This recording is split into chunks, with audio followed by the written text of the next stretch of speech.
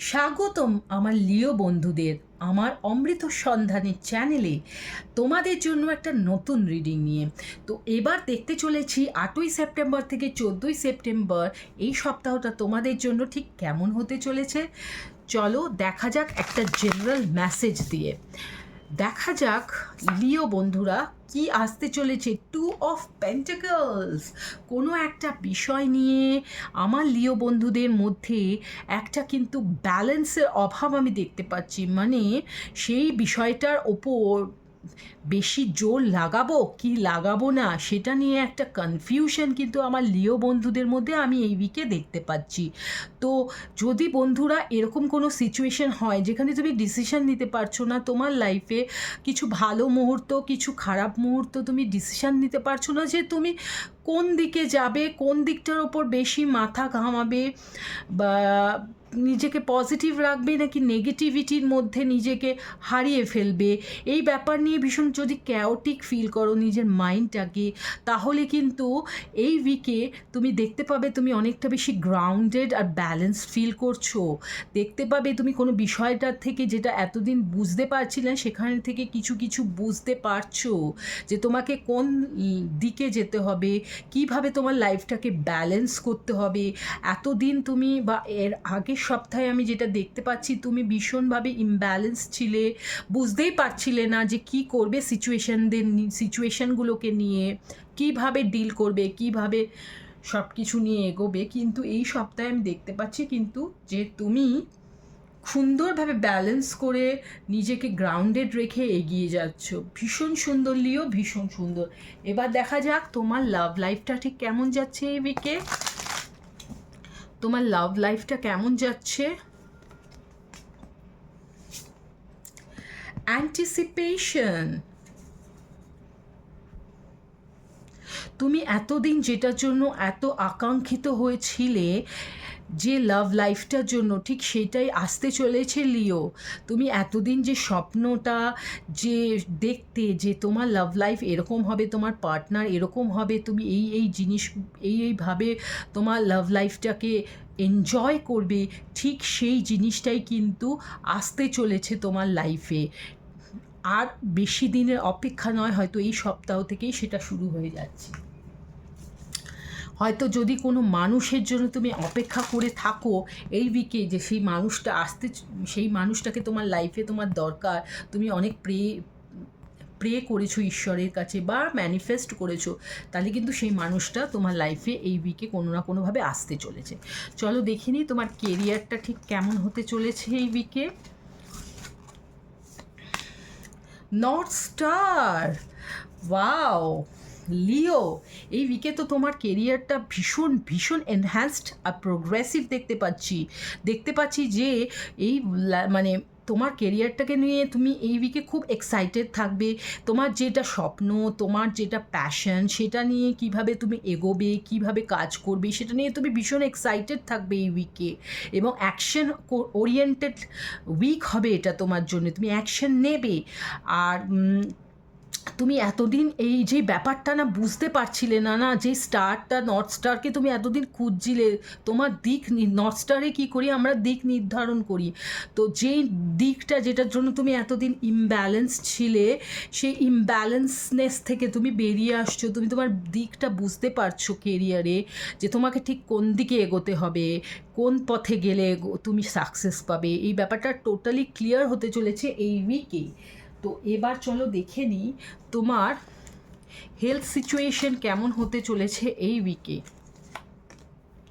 The emperor, তো এই উইকে দেখতে পাচ্ছি যে তোমার একটু তুমি নিজেকে একটু ইগোয়েস্টিক ফিল করতে পারো এই উইকে কোনো ব্যাপার নিয়ে ভীষণভাবে, যেহেতু তোমাকে বললাম তুমি ভীষণভাবে প্যাশনেট এবং কেরিয়ার ওরিয়েন্টেড হতে চলেছো এই উইকে, তো সেই নিয়ে একটা তোমার মধ্যে ইগো কাজ করতে পারে, একটু গর্ববোধ করতে পারো, একটু নিজেকে একটু সেরকম একটা পজিশনে দেখতে পারো। বাট আমি তোমাকে বলবো তুমি নিজেকে গ্রাউন্ডেড রাখো, কারণ প্রথম যে কার্ডটা জেনারেল মেসেজে এসছে সেখানে কিন্তু তোমাকে বলা হয়েছে যে তুমি এই উইকে গ্রাউন্ডেড থাকার চেষ্টা করবে, ব্যালেন্স থাকার চেষ্টা করবে। তো কোনো ব্যাপারটা নিয়ে বেশি তুমি নিজে হামবড়া ব্যাপার যেটা, বা নিজেকে নিজের যে আমি সব পারি এই ব্যাপারটা নিজের মনের মধ্যেও আনবে না এবং দেখাবেও না। তাহলে কিন্তু তোমার হেলথ সিচুয়েশনটা কুল অ্যান্ড কাম থাকবে, মানে নিজেকে শান্ত রাখবে। একটু নিজের মানে যাদের প্রেশার রয়েছে তারা একটু কন্ট্রোলে রাখবে নিজেকে। প্রেশার হাই হওয়ার একটা চান্স আমি দেখতে পাচ্ছি, এবং সেটা তোমার হেলথের জন্য অবশ্যই ঠিক হবে না। তো ভীষণ কুল আর গ্রাউন্ডেড রাখো নিজেকে। যদি নিজের পজিশন অনেক ওপরেও চলে যায়, নিজে কোনো একটা দারুণ ব্যাপার নিয়ে সাকসেসফুল হয়ে যাও, তাহলেও নিজেকে গ্রাউন্ডেড রাখো। তো চলো এবার দেখে নিই যদি তোমার মধ্যে কোনো নেগেটিভিটি তো থাকবে, সবার মধ্যেই থাকে। তো তোমার মধ্যে লিও কি ব্যাপারটার কি নেগেটিভ ব্যাপার নিয়ে তোমাকে ডিল করতে হবে এই উইকে আমরা দেখি। একটা হচ্ছে হ্যাভিং হোপ, একটা হচ্ছে অ্যারোগেন্স। তো তোমার অ্যারোগেন্স, এই যে দেখো টেম্পারেন্স, দ্য এম্পারার কার্ডটাও এসছে এবং অ্যারোগেন্স কার্ডটা, দুটো একদম একই জিনিস বোঝায় যে তুমি একটু নিজেকে মানে নিজের অ্যারোগেন্সি দেখাবে কাউকে, সেটা দেখিও না, গ্রাউন্ডেড থাকো। এইটা কিন্তু তোমার শরীরের জন্য ভালো না, তোমার গ্রোথের জন্য ভালো না।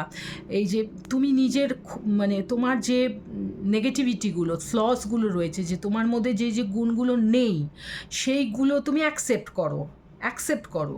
সেগুলো নিয়ে কারোর সঙ্গে তর্কে যাওয়া বা সেগুলোকে নিয়ে একেবারেই সেগুলোকে বিচার না করা, সেগুলোকে ধর্তব্যের মধ্যে না আনা, এটা কিন্তু ভীষণ একটা ভুল জিনিস তুমি করতে চলেছো।